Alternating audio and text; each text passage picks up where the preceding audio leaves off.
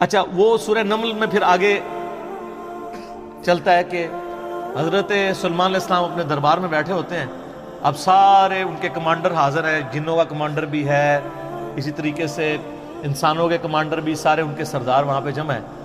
تو جو ان کی ایئر فورس کا کمانڈر تھا نا، وہ ہدہد تھا۔ ہدہد ایک پرندہ ہے جس کی بڑی خوبصورت سی کلگی ہوتی ہے، جیسے مرغے کی ہوتی ہے، اور بڑا ایکسٹرا آرڈنری پرندہ ہے۔ آپ جا کے گوگل پہ سرچ کریں، یوٹیوب پہ اس کی ویڈیوز دیکھیں کہ اللہ نے اس کو کیا صلاحیت دی۔ وہ ان کا سمجھ لیں ایئر فورس کا چیف تھا۔ تو آپ نے فرمایا وہ کدھر غائب ہے، اور پھر ساتھ فرمایا کہ وہ اپنی غیر حاضری کی کوئی جسٹیفیکیشن مجھے پیش کرے، اور اگر اس نے کوئی ایسی جسٹیفیکیشن نہ پیش کی کہ وہ میرے دربار سے غائب کیوں ہے، تو میں اسے سزا دوں گا یا میں اسے ذبح کر دوں گا۔ بس یہ آپ ورڈک بولتے ہیں تو تھوڑی دیر بعد ہدہد آ جاتا ہے اور وہ اپنی جسٹیفیکیشن پیش کرتا ہے۔ اب ظاہر ہے وہ میں نے بتایا کہ سورہ نمل میں ہی آتا ہے کہ اللہ تعالیٰ نے جانوروں کی بولیاں سکھا دی تھیں۔ تو حضرت سلیمان علیہ السلام اس سے پوچھتے ہیں کہ بتاؤ، سر پھر ہدہد دیکھیں کڈا پکا مواحد سی۔ وہ کہتا ہے کہ اے سلیمان علیہ السلام، میں آپ کے لیے ایک ایسی خبر لے کے آیا ہوں جو آپ کے علم میں بھی نہیں ہے۔ بابی نہیں تھا ہدہد نا۔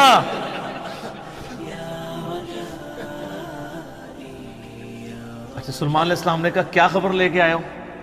ان کا میں ایک ایسی قوم کے پاس سے آیا ہوں کہ جن کی حکمران ایک ملکہ ہے، عورت، اور اس کا بہت بڑا ایک عرش یعنی اس کا تخت ہے جس پہ وہ بیٹھتی ہے۔ اب وہ آپ کو نا ویسے کھنڈرات بھی اس کے مل چکے ہیں، ایک پکچر ہمیں ملی، انشاءاللہ ہم اس میں اٹیچ بھی کریں گے۔ آلموسٹ سمجھ لیں وہ کوئی آج کے دور کے اعتبار سے آپ دیکھ لیں کوئی 50 فٹ چوڑا، اور لمبائی میں تقریباً 100 فٹ، اور اونچائی میں بھی تقریباً 50 فٹ کے برابر، مختلف اقوال ملتے ہیں۔ یعنی ایک اچھا خاصا بڑا اس کا تخت تھا جس پہ اس کے سارے وہ سردار ارد گرد بیٹھتے تھے، اور وہ پتھر کا بنا ہوا بڑا سا۔ ان کا میں نے ایک عورت دیکھی ہے، تو وہ آپ کے علم میں نہیں ہے کہ وہ حکومت کر رہی ہے ان پہ، اور بڑا اس کا ایک تخت ہے، اس کے کئی سردار ہیں، اور شیطان نے ان کے برے اعمال ان کی نظر میں سنوار دیے ہیں۔ وہ اللہ کو چھوڑ کے سورج کی پوجا کرتے ہیں۔ سر ایک ہدہد کو بھی ٹینشن ہے شرک کی، آپ ذرا یہ دیکھیں۔ اسی لیے اللہ تعالیٰ نے فرمایا نا کہ قریب ہے کہ آسمان پھٹ پڑے اور زمین شک ہو جائے اور پہاڑ ریزہ ریزہ ہو جائے۔ ان دعوا للرحمن ولدا، جو رحمان کے لیے بیٹا تجویز کرتے ہیں، اگر یہ شرک کی تکلیف کا احساس یہ آسمان، زمین اور پہاڑوں پہ ہو تو یہ بھی دب جائیں سے کہ اللہ کے لیے اس طرح کی باتیں لوگ کرتے ہیں۔ تو اور پھر وہ کہتا ہے کہ اب حدود کی بھی آپ تقریر دیکھیں جناب، کہ شیطان نے برے اعمال ان کی نظروں میں سنوار دی ہیں، اللہ کو چھوڑ کے وہ سورج کی پوجا کر رہے ہیں، حالانکہ عظمت اس اللہ کی ہے جو زمین و آسمان کا مالک ہے۔ ان کو تو چاہیے تھا اسے ہی سجدہ کریں، اور اس پہ آیت سجدہ بھی ہے۔ اللہ اکبر، سبحان الملک المقسم۔ تو اب حضرت سلیمان علیہ السلام چونکہ توحید کے امام ہیں، دنیا پہ اللہ تعالیٰ کے ریپریزنٹیٹیو ہیں، جب وہ یہ بات سنتے ہیں نا تو کہتے ہیں میں تیری اس بات کی تصدیق کروں گا کہ تو سچ کہہ رہا ہے یا جھوٹا بہانا تو نہیں کہیں کر رہا تو۔ ورنہ تو حضرت سلیمان علیہ السلام کہتے ہیں کہ ہاں مجھے تو پہلے علم غیب اللہ تعالیٰ نے دیا ہوا ہے، میں تو اتنی دوروں میں دیکھ سکنا ہوں، وہ تو اللہ دکھائے گا تو دیکھیں گے۔ حضرت سلیمان علیہ السلام نے ایک خط لکھا اور اس ہدہد کو کہا۔ اچھا یہ کوئی سٹوری نہیں ہے جو آپ کے علماء بیان کر رہے ہوتے ہیں، یہ ورڈ بائی ورڈ سورہ النمل آیت نمبر جو ہے وہ 15 سے لے کے 44 تک 30 آیات، جو چیز ان آیات سے ہٹ کے آئے گی میں اس کو مینشن بھی کر دوں گا۔ تو وہ خط لکھ کے دیتے ہیں کہ یہ خط لے جاؤ اور جا کے ملکہ جو ادھر کیا ہے، ملکہ بلقیس جو ہے یہ اسرائیلی روایتوں میں آتا ہے، قرآن میں صرف ایک عورت کا ذکر ہے کہ جو حکومت کرتی تھی، اور خط اس کو دے کے پھر دیکھنا اس کا کیا جواب دیتے ہیں۔ ہدہد جناب لے کے خط پہنچا ہے، اور جا کے اب ہدہد ایک خط لے کے آ رہا ہو، اور ملکہ کے وہ جا کے بیڈ روم میں سیدھا جا کے لینڈ کرتا ہے، کوئی سیکورٹی گارڈ کوئی کچھ نہیں روک سکتا، وہ کھڑکی سے آ کے اس میں لینڈ کر کے سامنے لا کے اس کے خط پھینکتا ہے۔ تو حضرت سلیمان علیہ السلام کا خط وہ کھولتی ہے تو وہ اس خط میں تو 2 ٹوک جملے لکھے ہوتے ہیں، انہ من سلیمان و انہ بسم اللہ الرحمن الرحیم، اور تم سر تسلیم خم کر کے فوراً میرے پاس حاضر ہو جاؤ۔ بس یہ 2 لائنوں کا ایک جملہ ہوتا ہے۔ جب وہ اپنے سرداروں سے مشورہ کرتی ہے تو وہ کہتی ہے میرے پاس ایک معزز خط آیا ہے، اور یہ معزز خط سلیمان کی جانب سے ہے۔ انہ من سلیمان، سورہ النمل آیت نمبر 30، یہ واحد مقام ہے جہاں سورت کے اندر بسم اللہ شریف آئی ہے۔ ایک عزت والا خط آیا ہے۔ عزت والا وہ اس لیے کہتی ہے، وہ اس کو پتہ چل گیا کہ غیر معمولی بندہ ہے کہ ہد جس کا خط لے کے آ رہا ہے میرے پاس، تو ظاہر ہے یہ کوالٹی تو اس کے پاس نہیں تھی کہ یہ کوئی کتنا بڑا بادشاہ ہے کہ جس کو اللہ نے یہ حکومت دی ہے کہ جانوروں پہ بھی اس کی حکومت ہے۔ تو وہ کہتی ہے کہ ایک معزز خط میرے پاس آیا ہے جو سلیمان کی جانب سے ہے، اور وہ اللہ کے نام سے شروع ہو رہا ہے۔ اس سے یہ سنت ٹھہری کہ جب آپ کوئی خط لکھیں کسی کو تو بسم اللہ سے اس کا آغاز کریں، اور اس میں یہ ہے کہ سر تسلیم خم کرو اور میرے پاس حاضر ہو جاؤ۔ تو وہ اپنے سرداروں سے کہتی ہے کہ میں تمہیں پتہ ہے کہ میں کوئی کام اس وقت تک نہیں کرتی جب تک کہ میں مشورہ نہ کر لوں، ہر معاملے میں تم سے میں مشورہ کرتی ہوں۔ قوم سبا کی وہ ملکہ تھی، تو مجھے بتاؤ تم مجھے کیا مشورہ۔ تو سردار تو آپ کو پتہ ہے جو ان کی تو ایک خاص جنگجو نیچر ہوتی ہے، انہوں نے کہا ہم تو بڑے طاقتور ہیں، بڑے زور آور ہیں، ہم ہر طرح کے بادشاہ کا مقابلہ کر سکتے ہیں، آپ ہمیں حکم دیں، دیکھی جائے گی۔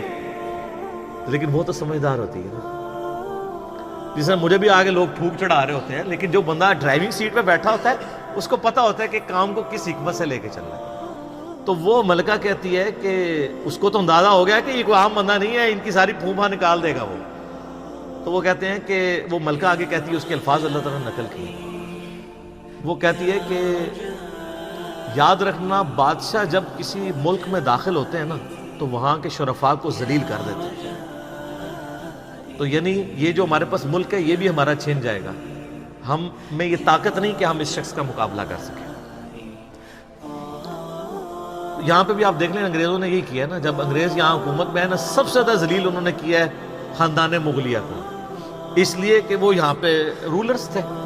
تو انہوں نے کہا پہلے تو جناب ان کو اتنا ذلیل کرو نا، کیونکہ ان کے اندر جراثیم موجود ہیں حکومت کرنے کے، ان کو تو ذلیل و خوار کرو۔ تو وہ ملکہ کی بات یونیورسل ٹروتھ اللہ نے نقل کیا کہ جب بادشاہ داخل ہوتے ہیں تو وہاں کے شرفاء پھر سب سے پہلے وہ ذلیل ہوتے ہیں۔ تو وہ کہتی ہے کہ اس میں جلدی نہیں ہمیں کرنی چاہیے، میں سلیمان کو نا کچھ گفٹ بھیجتی ہوں اور میں دیکھتی ہوں کہ اس کے رسپانس میں وہ کیا کرتا ہے، تو پتہ چل جائے گا کہ وہ واقعی ایک دنیا دار بادشاہ ہے یا اللہ کا ریپریزنٹیٹیو ہے۔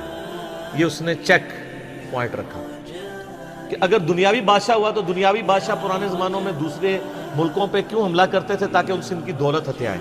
تو اگر ہم جزیہ دینے پہ آمادہ ہو جائیں اور سالانہ ہم ایک رقم مقرر کر لیں گے اتنا آپ کو ٹیکس یا جزیہ دیا کریں گے تو وہ ٹل جائے گا۔ تو وہ بڑے زیادہ تحائف دے کے نا ایلچی روانہ کرتی ہے سلیمان علیہ السلام کے پاس، اور وہاں پہ سلیمان علیہ السلام کے پاس جب وہ ایلچی پہنچتے ہیں تو سلیمان علیہ السلام تو اسٹریٹ فارورڈ ان کو جواب دیتے ہیں کہ مجھے جو کچھ اللہ نے دیا ہے تمہاری یہ دنیا کی حقیر دولت اس کے مقابلے میں کچھ نہیں ہے، مجھے تو اللہ نے کیا حکومت دی ہوئی ہے۔ ٹھیک ہے، تو بلکہ سورہ نمل میں اللہ تعالیٰ نے ان کی دعا بھی نقل کی ہے۔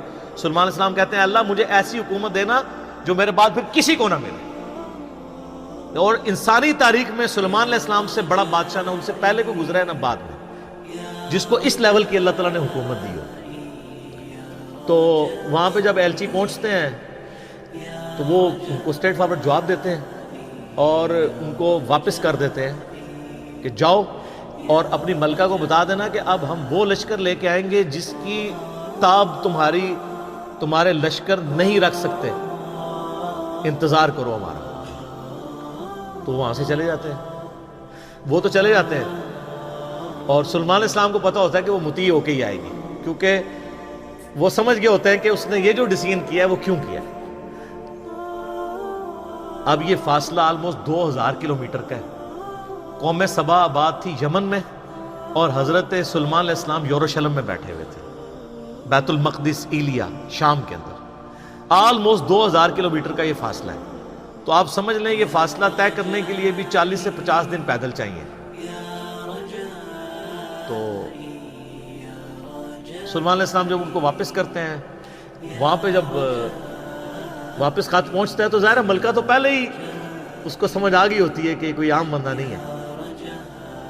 تو ملکہ یہ ڈیسائیڈ کرتی ہے کہ میں خود سلیمان کے پاس جاؤں گی، کیونکہ اس خط میں پہلے میں کیا لکھا تھا کہ موتی ہو کے میرے پاس حاضر ہو. سر یہ بادشاہت کا آپ لیول دیکھیں کہ دوسرا بادشاہ جنگ بھی نہیں کرنی پڑ رہی، سیدھا وہ خود حاضر ہو رہے ہیں. خیر اس بات کو کچھ عرصہ گزر جاتا ہے. جب اس کا لشکر آنے کے 3-4 دن یا کچھ دن باقی رہ جاتے ہیں نا، تو سلیمان علیہ السلام اپنی مجلس میں بیٹھے ہوتے ہیں. تو سلیمان علیہ السلام اپنے درباریوں سے کہتے ہیں کہ وہ جو بلقیس ہے وہ موتی ہو کے میرے پاس آنے والی ہے. ان کو پتہ ہے، فیڈ بیک مل جاتی ہے، اللہ تعالیٰ نے وحی کے ذریعے آگاہ کر دیا. تو پھر وہ ایک گفتگو کرتے ہیں وہاں پہ، جہاں پہ وہ تخت بلقیس کا ذکر ہے. اور آصف بن برقیہ کا نام قرآن میں نہیں ہے، یہ اسرائیلی روایتوں میں. وہ سورۃ النمل کی آیت نمبر ہے 30. اعوذ باللہ من الشیطان الرجیم، بسم اللہ الرحمن الرحیم. بلکہ آیت نمبر 30 میں تو وہ یہ آگی 38 نمبر سے آن ورڈ. 30 تو پہلے گزر چکی نا، انہ من سلیمان و انہ بسم اللہ الرحمن الرحیم. یہ آیت نمبر ہے 38.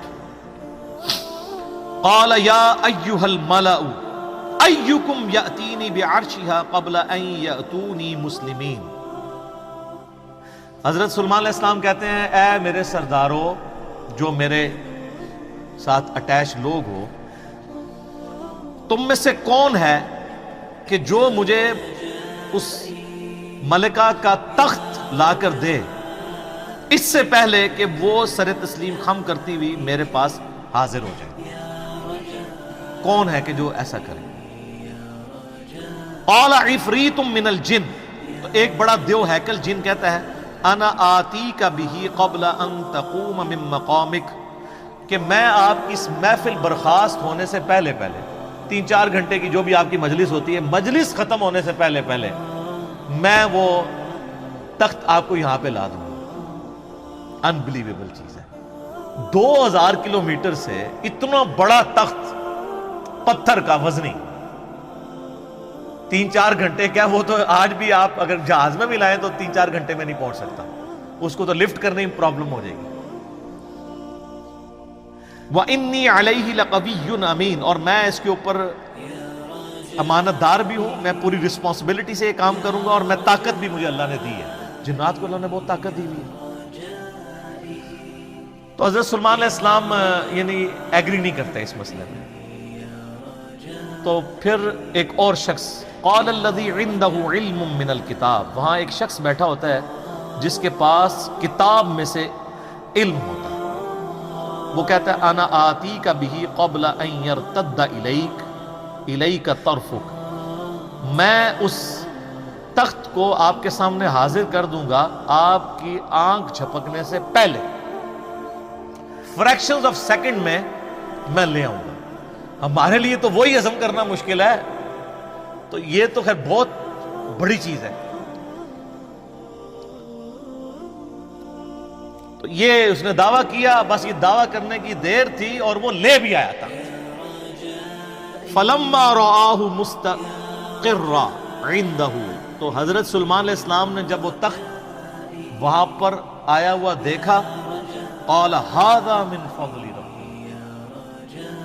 انہوں نے کیا حضور کڈے پہنچے بزرگ کو، کیا بات ہے، کیا صاحب کرامت ہو. نہیں، اومٹ کر، ان کا یہ میرے رب کا فضل ہے. ہذا من فضل ربی.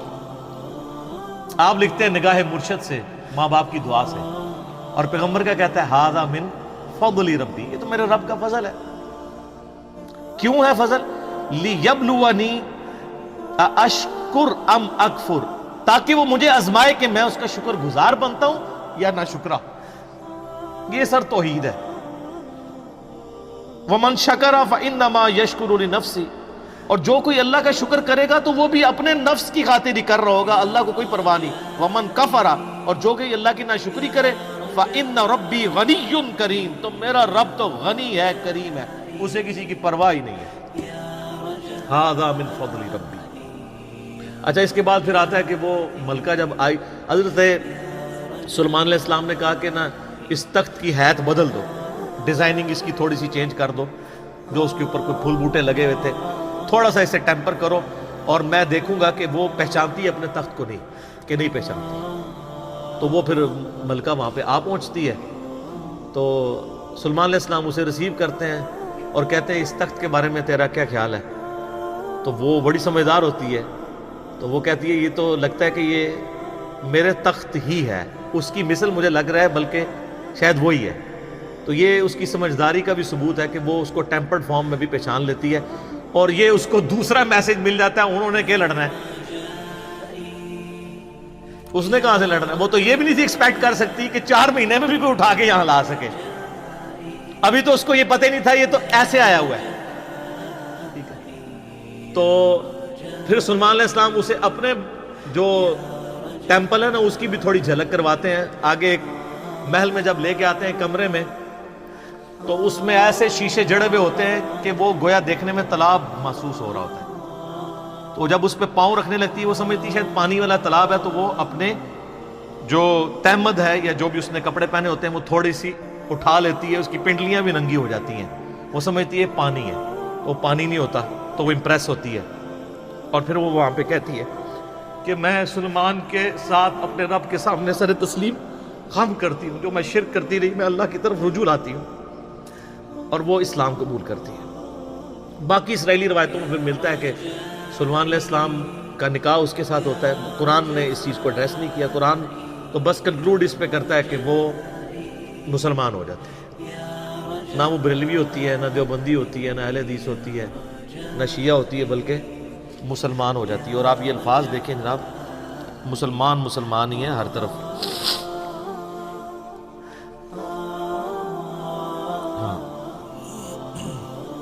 قالت رب انی ظلمت نفسی، وہ کہتی ہے میرے رب میں اپنی جان پہ ظلم کرتی رہی اس سے پہلے، واسلمت مع سلیمان للہ رب العالمین، اور میں سلیمان کے ساتھ سر تسلیم خم کرتی ہوں اس رب کے سامنے، اللہ کے سامنے جو سارے جہانوں کا پالنے والا ہے، میں سر تسلیم خم کرتی ہوں، میں مسلم ہوتی ہوں۔ تو وہ اپنا آپ اپنے رب کے حضور سر تسلیم خم کر دی۔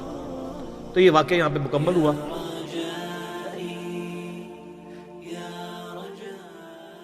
اب وہ یہ کہتے ہیں جناب کہ جی وہ انہوں نے فکر لگ، اچھا اس سے تو توحید اخذ کرنی چاہیے تھی، یہ چکر میں پڑ کے وہ کہتے ہیں وہ بندہ لبو کیڑا جی جنہیں اینج کر کے تخت لے کے آئے۔ وہ بندہ اگر امپورٹنٹ ہوتا نا تو اللہ تعالیٰ اس کی تعریف وہاں پہ بیان کرتا،